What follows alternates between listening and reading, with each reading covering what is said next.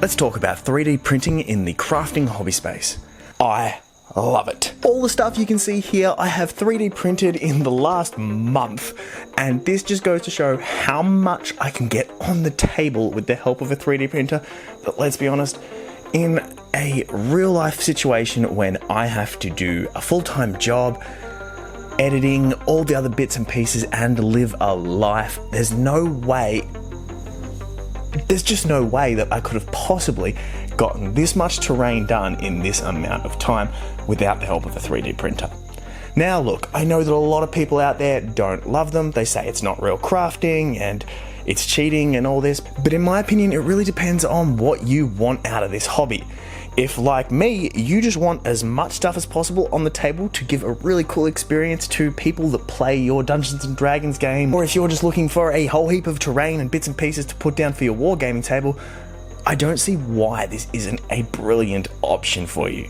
Even this microphone is a 3D print that I've just stuck another microphone to the back of, but it's a little bit of extra fun that I would never have been able to do without my 3D printer. Now, I understand why a lot of people out there don't love them. You want to really stay in that nitty-gritty basics of building stuff yourself, and I get it. I absolutely love the process of taking something from my imagination and building it from scratch and being completely original and my own. I also understand why people might not want to spend the money on a 3D printer, but here's a perfect example in the Dungeons & Dragons space of why I actually think that ultimately these printers end up paying for themselves. So I've been planning a game that I'll be running fairly soon over at Tomes & Tales RPG, and for that I'm going to need an Emerald Dragon. And this is the price point for the official D&D WizKids Emerald Dragon. I'm not paying that. And recently I was lucky enough to have Bambu Lab reach out and send me the A1 combo. This machine is brilliant, it's the best 3D printer I've ever had, and it can really do an incredible detailed job for minis. So what I've done is printed myself an Emerald Dragon, and this cost me about $3.50 in materials. And they look more than good enough for tabletop, in my opinion. I've also been printing some other minis like this giant froghemoth. Again, absolutely incredible detail. It might not be perfect, but for tabletop quality, this is more than good enough to make my players say, what the hell, when I put it down in front of them. And then we go away from minis into these giant ruins, this beautiful terrain from printable scenery, and these massive airships from Sword Aim Publishing. I have a whole video dedicated to these coming out soon, but like, look at these things. This is 1 meter long. It is completely magnetized and detachable. Oh, there goes the front. So we can play all the internals as well, and it's just something, again, I would have never been able to build something this size to this quality that is this playable without spending months of my free time. I would love to at some point, but this gives us something epic to put down on the table for, honestly, a very affordable price once you break it all down. The quality of the prints now is absolutely incredible. All of my prints are using the basic Bambu settings with a 0.4mm nozzle. This means that if I was to play around more with my settings and swap out for a 0.2mm nozzle, I could get even more detail out of these. But what you see here shows you what you can get just out of the absolute basic settings, basic model, without having a clue what you're doing. I am stoked and so lucky that Bambu Lab have sent out the A1 combo for me to have a play around with, but I will mention that they haven't paid me or asked me to say anything specific. They just wanted me to try it out and see what I thought. If you are interested in any of the Bambu printers, I do have an affiliate link that will send a little bit back to the channel. Otherwise, I really just hope you guys keep an open mind to all of the different tools that are available out there to help us make the most of our tabletop hobby. This is absolutely going to be a part of my channel and a large part of my hobby in going forward. I will never stop making stuff from scratch.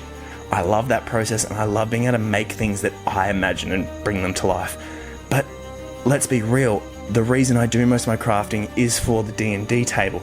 So when I only have so much spare time between my work, my relationship, going to the gym, staying healthy, and editing videos and all the other things that I do on the side, This is a great way for me to absolutely be able to fill my table with terrain and props and miniatures without going out and spending a fortune on official plastic, and without spending every moment of my waking life building, painting, crafting, and trying to prepare for the next game. Let me know in the comments what you guys think about 3D printing.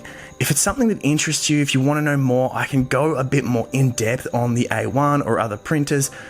Or if it's something that really doesn't, I'd like to know that as well.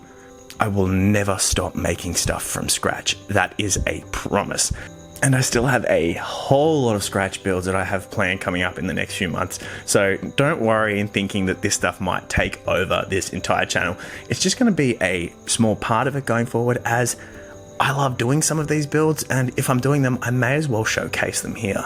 And look, at this point, I know I probably sound like a bit of a fanboy for the Bambu Labs printers, but look at all this. The speed that these things are printing at, the quality that it comes out at is absolutely phenomenal. In addition to the really high quality models and terrain that I can put down on the table, I'm also able to print stuff for around the house. So I've done some book stands, some container storage options for all of my minis, and a few jewelry displays and storage options for my partner, as well as dice displays and dice towers, coasters, and storage boxes and displays for my photos. While there are plenty of paid models out there like these airships, there's also tons of free models available. On the Bambu app, you have an application that has a huge selection of models. It's called Maker World, and honestly, it has just about everything you could want, and it's all free. So you just jump on, search whatever you're looking for. You can download and import it straight into your printer and just get it going. They have tons of stuff for the wargaming and tabletop RPG community, as well as a huge range of fun toys and just interesting prints or practical things for around the house. And then there's other places like Thingiverse that you can find a massive range of models that people out there have made and are free to use. This dragon, for example, is one of them. I know this video has been a little bit different than my normal full crafting builds, but I just wanted to shout out what the capabilities are of 3D printing and explain to you guys why there's probably going to be a little bit more of this in the future of the channel. Once again, let me know below what you think about that. If enough of you don't want to see it, then I probably won't put as much of it, but if it's something you guys are interested in, I can do a lot more heavy features on the actual printers and showing you how I get the best results out of these models. Keep an eye out for the full build of these ships coming out soon. These were a massive 3-week print job, and I've been slowly painting my way through them. They're only at their base coat right now, but by the end, I'm hoping they look incredible. As well as a bit of more of a showcase, hopefully, on the other models and some of these other bits and pieces that I have done.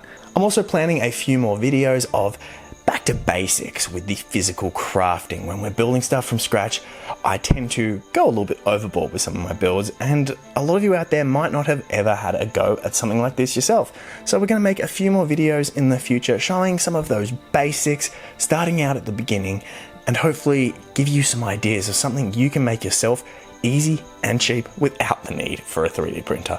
But for those of you who are willing to take that step into the world of 3D printing, I do highly recommend the Bambu Lab printers, and if you want to check out the A1 combo, it gives us more than enough for what we need in our hobby. And you will never have had access to so much terrain and models and minis as you will from the moment that you plug that printer in. Another big thank you to Bambu Lab for sending out this A1 for me to have a play around with, and honestly, they've sold me. I understand why not everyone out there is going to want to go down this 3D printing path, but whether you're printing something from scratch, using elements in another build, or even just printing out bits and pieces that might help you with your crafting, there is a huge area within this hobby that 3D printers can really help out with. With that being said, I'm never going to stop making stuff, whether it's from scratch or using 3D printed elements or just a whole 3D printed build in general. And to you out there as well, never stop making stuff.